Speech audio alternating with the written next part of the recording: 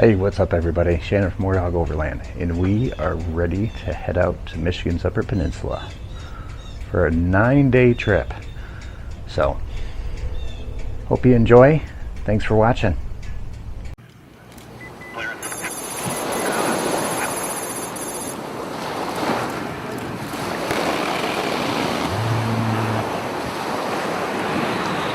Wow, did we have this thing loaded up? I don't know how we fit everything in there, but it is 9 days. And the forecast called for hot weather, cold weather, rainy weather. We just didn't know. So we're going to bring everything. We have one spot left for the cooler that has our drinks for our drive. And there is a fridge hiding in there somewhere. This is over glamping.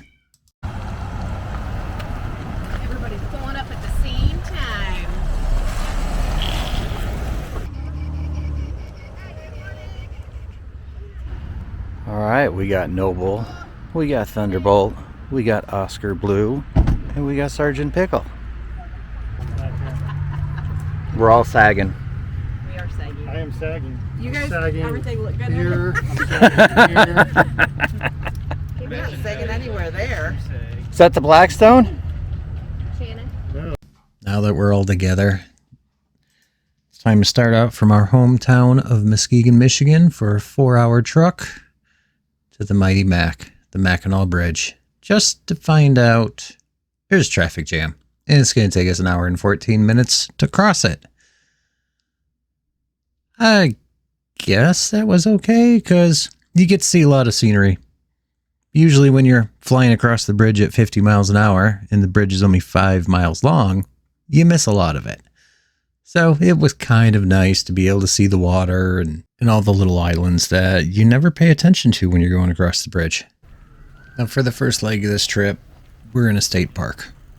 It's nice to be able to use all the amenities at a base camp.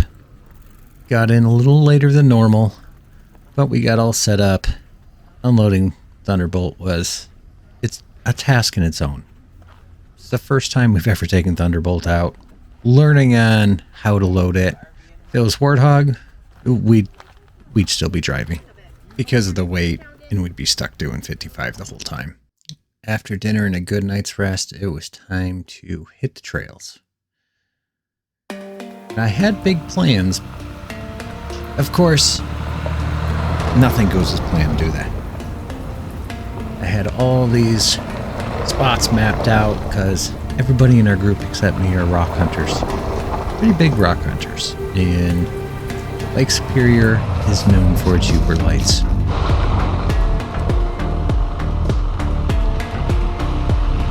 We were going to trail ride along the coast, try to find us some Yooper Lights.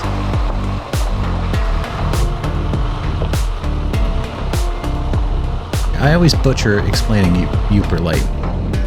It's kind of a gray rock, looks normal, but when you put it under UV light, it's kind of amazing. Soda light in them glows orange, almost like they're on fire. Next week's video I'll show some of those Yooper Lights because they're pretty cool to see.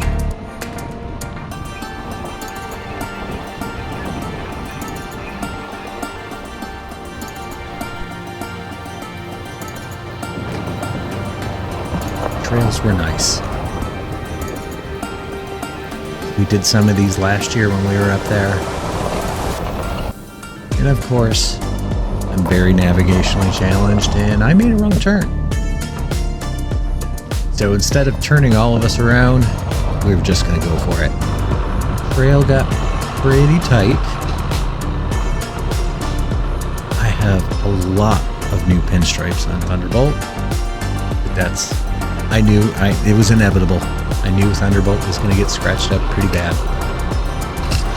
But this trail, the scenery was nice. It was very, very technical. But by the time we finished the trail, it was more technical for us. We're lifted, have bigger tires.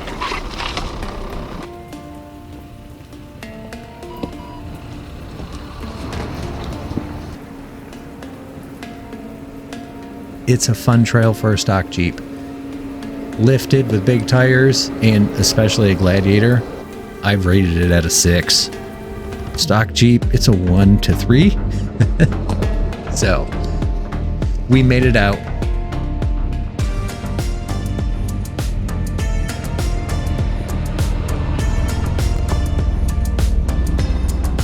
Did have to do some trimming of trees to avoid deep pinstripes, but that was part of the adventure.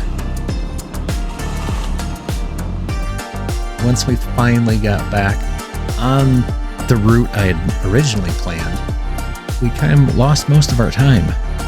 We didn't get to do any of the Yooper hunting I had planned on, or any type of rock hunting. And it was more of, let's just get out of here. Let's go back and make some dinner. But looking at this video and editing it, I missed a lot of the beauty. I am a point A to point B type of guy. And my wife's kind of the same way. And she's usually my co-pilot. And if the maps aren't working, if Gaia's not working, if our little arrow is spinning in circles, just doesn't know where we're at, she kind of gets a little anxious because she wants to see the end and where we're going. I'm learning. And I know for the next time, don't have to make a plan. Just go out and explore. We did kind of pick up not necessarily a hitchhiker. It was just one of the trees in the UP just didn't want to let Thunderbolt go. So he broke off a piece of him in my inner liner. After some good dinner, the race was on. The race was on to beat the sun. Now these are logging roads, and we were going to a beach called Vermilion. We had some luck last year with some Yooper Lights, but we needed to get there before the sun set. And it was kind of fun. Thunderbolt did great. The Falcon 3.3s, adjusted them to my custom settings, and we just kind of floated. Didn't really pay attention to how much dust I was throwing at Adam, who's driving Sergeant Pickle, behind us. But it was an adventure. It reminded me of flying through the desert.